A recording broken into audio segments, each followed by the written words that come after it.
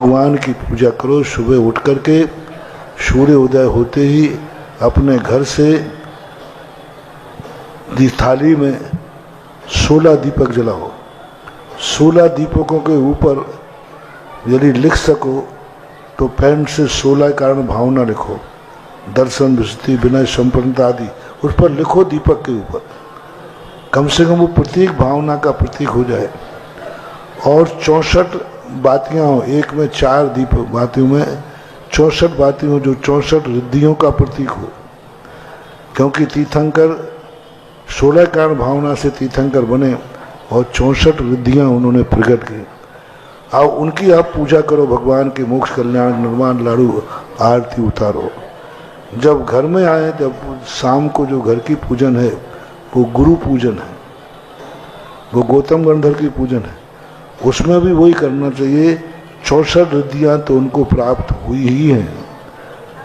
तीर्थंकर तो नहीं थे, लेकिन दिवाली के दोपहर में प्रदोष काल में 1-1:30 बजे के बाद उनको जो 64 रिद्धियां 63 थी, 64 में और प्रकट हुए। तो उसी प्रकार की व्यवस्था घर में होना चाहिए। पटाखे आदि नहीं फोड़ना चाहिए। घर में कोई शुभ स्थान पर बैठकर गणधर परमेष्ठी की पूजा करो। और पूजन करने के बाद जो मांगलिक है पूजन की द्रव्य है, ये तो ही धार्मिक। और पूजा में पूरे परिवार को शुद्ध 16 के वस्त्र पहनकर बैठना चाहिए। घर की पूजा में शुद्ध 16 के धोती दुपट्टा, महिलाएं भी शुद्ध वस्त्र, सबको नहा धो करके, जैसे मंदिर में जाते हैं ऐसे नहा धो करके बैठना चाहिए। एक मंगल कलश की स्थापना करना चाहिए जिसमें पंच मावा आदि भरे हों जो शगुन के रूप में हो। और वहाँ जिनवाणी की भी स्थापना कर सकते हैं। भगवान महावीर या गौतम गणधर की या गुरुओं की फोटो के अलावा अन्य कोई चित्र नहीं होना चाहिए। 2 ही चित्र हैं, या तो भगवान का या तुम्हारे गुरु का। ये चित्र दिगंबर मुनि हो, अरहंत भगवान हो, जिनवाणी हो, देव सात गुरु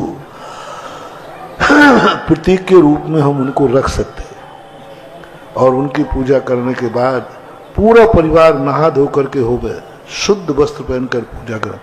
खूब जम के ऐसे बैठना चाहिए जैसे कोई विधान हो रहा हो। एक तरफ पुरुष बैठो, एक तरफ महिलाएं बैठो, और बैठ करके वो पूजन करो।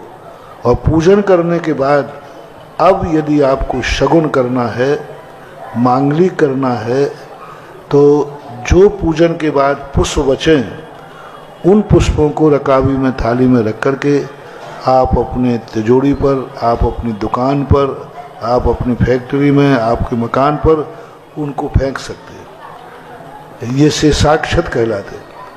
उनको फेंकना ही फैक्ट्री की पूजा है।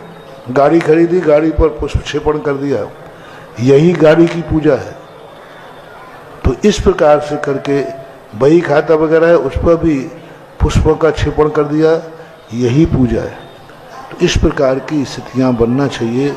लोगों ने आज पवित्र धार्मिक क्षेत्र को एक लौकिक त्यौहार मान करके और लौकिकता में ही बस पटाखे फोड़ना, खाना पीना, मौज करना, इसी की तरफ रह गए।